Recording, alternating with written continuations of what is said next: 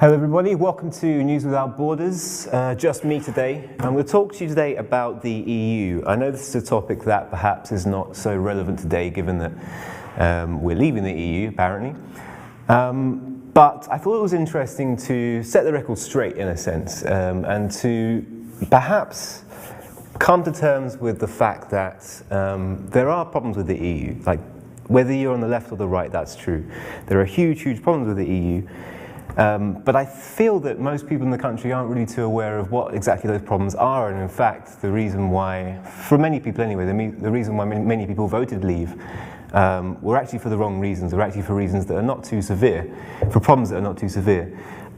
So first I'd like to talk about the whole idea of this ever closer union, right? So most MEPs tend to be, except Nigel Farage of course, tend to be quite federalist in the sense that they believe that the countries in the EU is about coming close together, about politically, socially coming closer together, which is a beautiful ideology. I think I don't think anyone can really can impugn the fact that it's a nice idea to have to break down all kinds of borders and to have political isonomy within the whole of the EU, in the EU as a whole.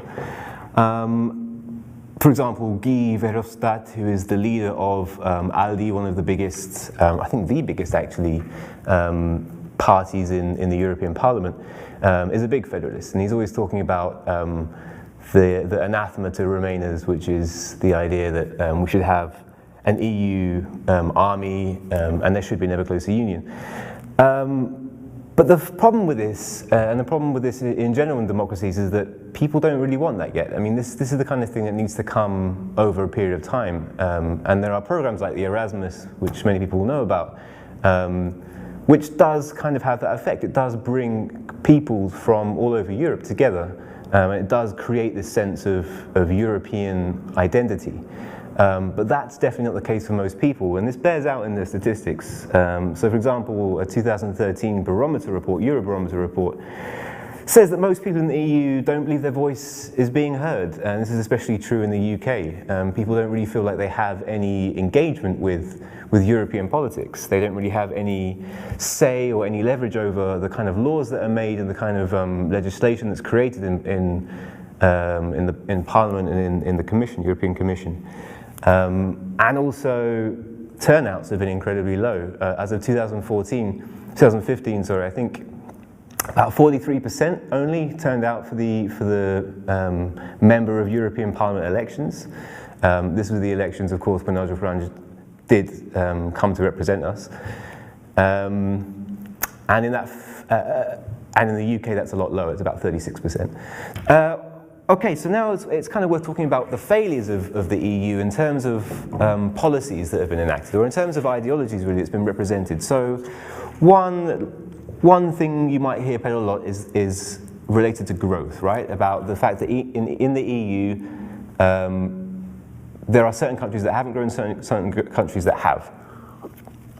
So for example, one very easy statistic to sum this up is that we are now in the EU as a whole, if you aggregate all of our growth since 2007, we're just 0.7% in real terms up from that period, from 2007. So we've grown by 0. Between 2007 and now, we've grown by about 0.7%, which is pathetic, really. And of course, there is the crisis you have to take into account.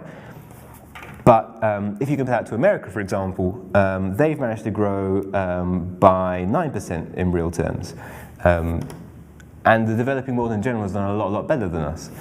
The problem is, though, however, within that 0.7%, you have a massive gap between the worst and the best performer. Germany might say that they have been absolutely fantastic, but they have averaged about 0.6% a year. So they've grown by about, I guess that works out 3.6, 4%, something like that. And by any standard, really, that's not a fantastic performance. Even coming out of a big depression, which we are, you have to kind of question the policies that don't allow us to grow a lot quicker than that, if growth is seen as tantamount. And if you look at the worst, so we've got Portugal. They've shrunk by by 7%, and Greece, of course, which is something we're going to go into in a moment. They've shrunk by 26%, and that compares to, as I said, Germany, which is about 6%, and Ireland, which is 8.6%. So there's a massive divergence. And you might ask yourself why. Okay, so why is there this divergence? There's something that the EU came up with in the Lisbon Treaty called the Convergence Criteria. And the idea behind this, and the idea behind the EU in general, is to bring all of these economies close together, to try and get them to be more balanced, to be more similar to each other, in terms of growth and in terms of GDP. But that simply hasn't happened. So the convergence criteria basically states that you've got to run a 3% surplus, fiscal surplus, which means that you are going to be spending 3% less than you spend as a percentage of GDP, and that you have to keep your national debt below 60%. So the idea behind this, basically, around the convergence criteria was that if you keep government debt low and you keep spending on the level, then you're going to be able to avoid crises. But the problem behind this theory is it's just not, there's nothing to support it whatsoever. And you can look at historical data, but just the fact that Ireland and Spain, they met this criteria. They met these criteria exactly, but they suffered a deep crisis. They were some of the worst sufferers in the EU. That should tell you that it's a load of bollocks, really. So moving on to Greece, anyway, Greece has suffered enormously. A few interesting statistics about what's happened in Greece. So 2007-2015, public spending decreased by 22%. The government was spending 22% less on things like social welfare and investment infrastructure, these kinds of things, due to this Troika-imposed austerity measures. Troika, by the way, is a three-headed monster that imposes economic belt-saving policies on EU states, and it's composed of the IMF, the European Central Bank, and the Commission, which we've already talked about. So public spending decreased by 22%. Productivity has taken a big hit. Greece's productivity per employed worker decreased by 6.5%. So obviously productivity has gone down the shitter. Even Germany's has decreased by 0.7%, so it's not just Greece that's suffering here in terms of productivity. Suicides in Greece as well have increased by 26.5% in 2010-2011 alone. So they're having some big problems in Greece. We're talking about a lost 2 or 3 generations. If we think that things are bad in the UK, go to Greece.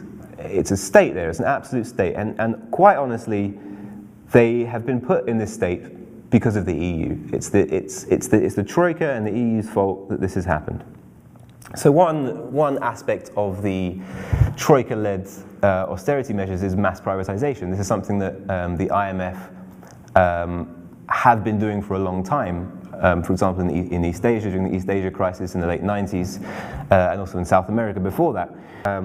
Another interesting idea is that during the privatization, what has essentially happened in many cases is that these public assets have ended up going abroad. They've ended up being sold to public companies that belong to other governments, that belong to other countries. So for example, Fraport, which is an airport management company conglomerate, 31% of which is owned by the province of the state, or the province of Hesse in Germany.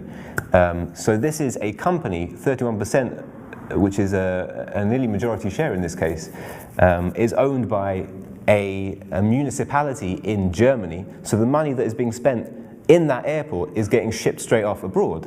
How can that in any way benefit the economy if the money is not staying within the country and helping the economy to grow, and so it's leaving the country? It doesn't make any sense. So the whole concept of privatization is flawed and needs some serious evaluation.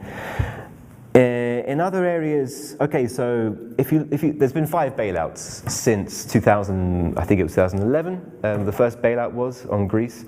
There's been 5 bailouts since then. And it's an interesting statistic that only 10% of that has actually reached the Greek people. 90% of that has ended up flowing back into German and French banks, which does make you question, there's different levels you go down this. It makes you question, firstly, if there is any real intent to help Greece grow, if only 10% is reaching the actual people and going back into the Greek economy.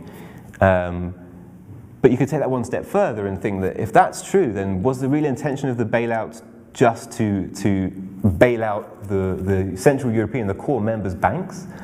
Are they just using the bleeding Greece dry in order to refinance their own banks? There's also been some insane, especially in the latest bailout conditions from the Troika. There were some insane conditions that really didn't seem to make any sense and didn't seem to be encouraging macroeconomic growth, particularly encouraging aggregate demand. So some silly examples are, the Troika insisted that milk, the branding of European milk, it had to be branded as fresh. So in reality, what Greece would do on Greek milk is say that milk that is made in Greece, that is made locally, is fresh, whereas products that come from abroad is not fresh. And the EU demanded that milk that's been traveling for a few days or whatever to that country also be branded as fresh in order to create competition within the market. Also, they insisted that bread should be sold in any weight. So previously it was sold in half a kilogram, 1.5 kilogram, 2 kilograms, so only 4 gradations previously, but the EU insisted that no, you had to have a more flexible series of gradations. And you could make a case for that, but it seems like if you're going to try to encourage macroeconomic growth, you're going to try and encourage aggregate demand, you're going to try and grow the middle class, and help the Greeks to get out of this awful situation, this doesn't matter. These things are not important, surely. Also, to put to bed the myth that the Greeks are lazy, and that's the cause, therefore, of the crisis. Hours worked decreased in Germany by 4% between 2007 and 2014. However, Greeks during that period worked 50% more. So Greeks are actually spending more time in the workplace, those that are employed. And by the way, the unemployment rate is still in the mid-20%, which is mental, which is crazy.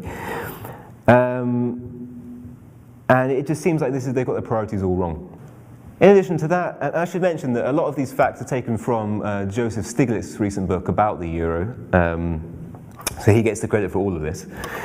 So the Troika also forced incredibly high taxes, up to about 40%, and made companies pay taxes at the beginning of the tax year. And this was an effort to try to avoid tax evasion, right? Because Greece has a big problem generally with tax evasion, with not being able to collect companies' fair and citizens' fair share of taxes. So the idea was that if you force citizens to pay taxes at the beginning of the year, they won't be able to avoid it. The problem with this, though, is that a company doesn't know how successful it's going to be, or how successful and how much tax it's going to have to pay throughout that year at the beginning of the year. And you're going to price companies out of the market, and you're going to prevent entrepreneurialism from occurring if you do that. If you impose these unnecessarily high costs to starting a business and these extraordinarily high risks to starting a business are not going to have the incentive to be created. They'll go for safer jobs or no job at all. And so you have to question whether this is really having a positive impact on economic growth, on economic recovery in Greece. So how can we solve this problem? I mean, what can we do? There are many ideas, and it's too long to really go into at this point, but to highlight very briefly, one thing that needs to happen is Greece needs to have a break on loan repayments, right? So they need to have the opportunity to restructure loans. In any economy, one of the most important legislations when you come to ensuring that the country thrives in terms of entrepreneurialism, in terms of healthy enterprise creation, is you have a effective bankruptcy law. So you have all this. If a company is not able, it suddenly goes under. It's making less money than it's spending. It basically draws line and everything. They get a big black mark. And the procedure, in theory, should be quite short before it starts opening business again, so that staff don't have to get turned over, and so they can start producing again. And this ensures that companies don't go under, creditors do eventually get repaid, because there's this pause where they don't have to pay any money back, and they can try and dig themselves back out of the hole and then start repaying. And this ensures that the process, the economic system, the financial system of debtor to creditor repayments continues to happen.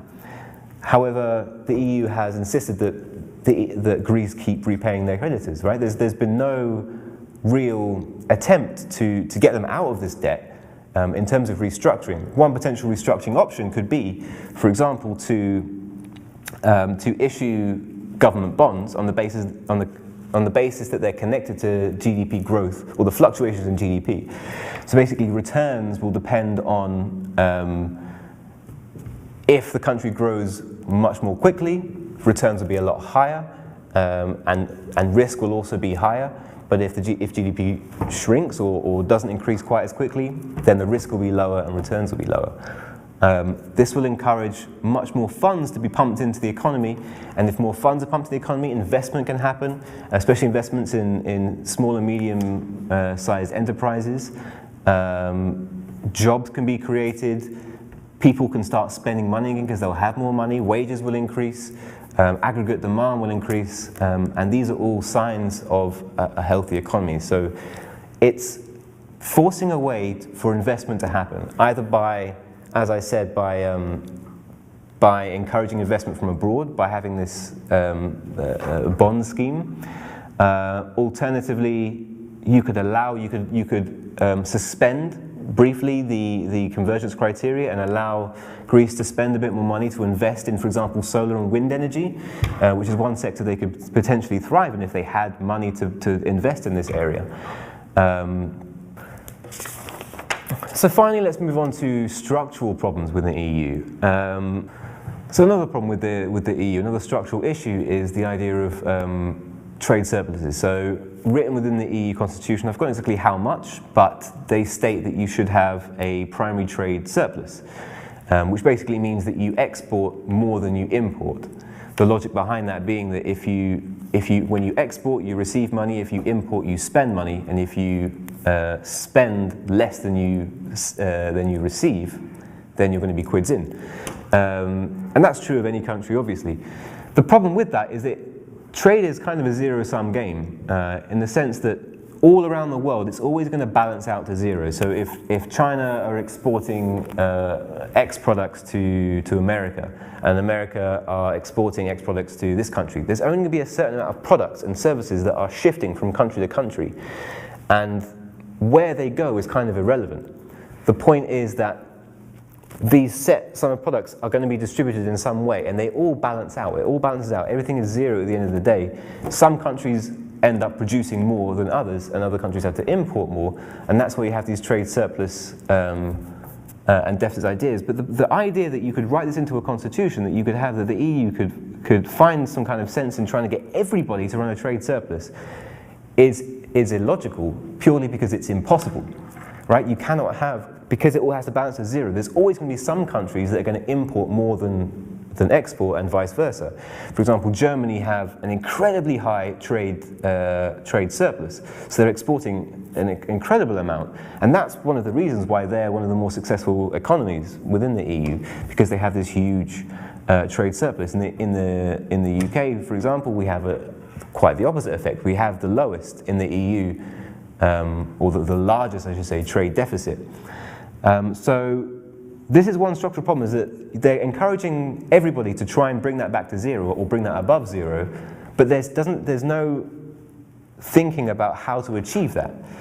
And one of the fundamental problems is that if you aim for an exponential growth in terms of your trade surplus, the inevitable result is that other countries are going to suffer, that you're going to force other countries to suffer. And so one way around that, well, there's several ways around that. You may have heard of Warren Buffett, big time investment mogul from the States. So he gave a suggestion, which is that you could, in fact, I'll let you look into this, I won't explain it at the moment, but they're basically called import certificates. And it's an idea that you would, it's a way of basically trying to bring balance down within individual countries.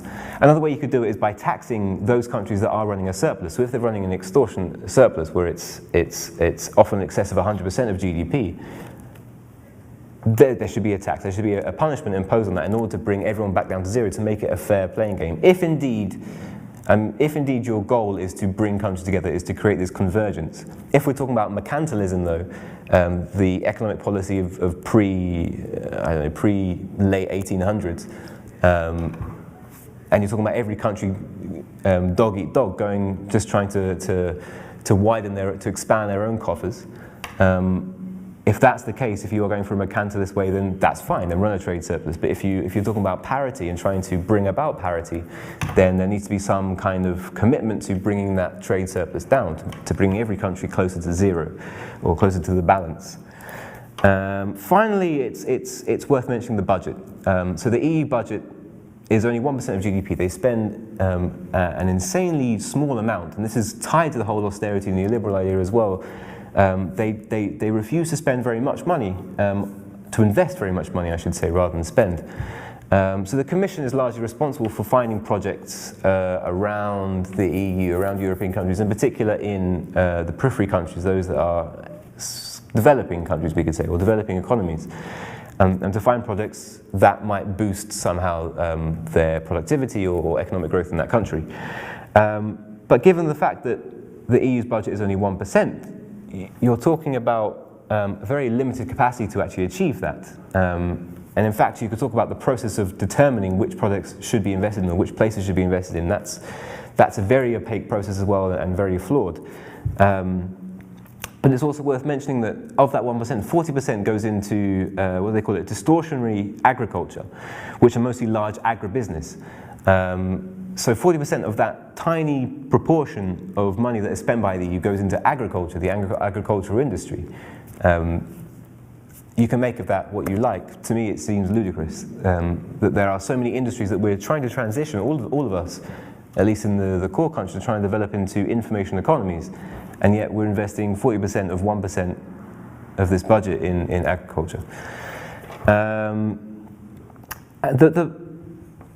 Another way to discredit this idea as well, this very small budget, this austerity concept, comes from a concept from Keynes.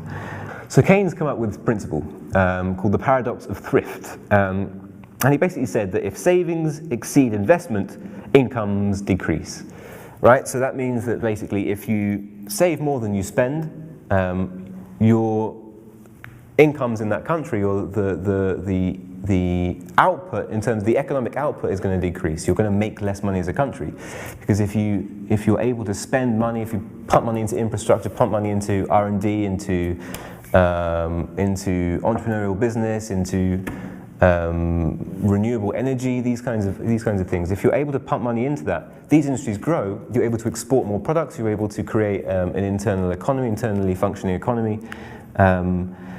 So there's been a lot of information here. I'm sorry that it's been so packed full of facts, and there's been no discussions. I've got no people here with me. But I just thought a few key ideas really need to be brought to light. And I hope that in the future, at least, especially if we get to April time when we're supposed to be pushing the Article 50 button, I hope that the debates around this topic can start to be a little bit more constructive, at least, and a bit more fact-based. And I hope that some people watching this might hopefully have some fuel to get in a debate. And also some people who are on the left and are very pro-EU might start to look at the concept of the EU a little bit more critically. There are some wonderful things about the EU, and I haven't mentioned them here today, because everyone knows these. I mean, these are not ideas that need discrediting or need impugning. This is something that maybe people don't really know too much about. So this is not an attempt at all to try and dissuade you from being a Remain voter or being pro-Remain. This is just to level the playing field, I suppose, and to make sure that within the debate, within the spectrum of debate, there's both ideology and facts from both sides, from both for and against. Anyway, thanks for watching. See you next time.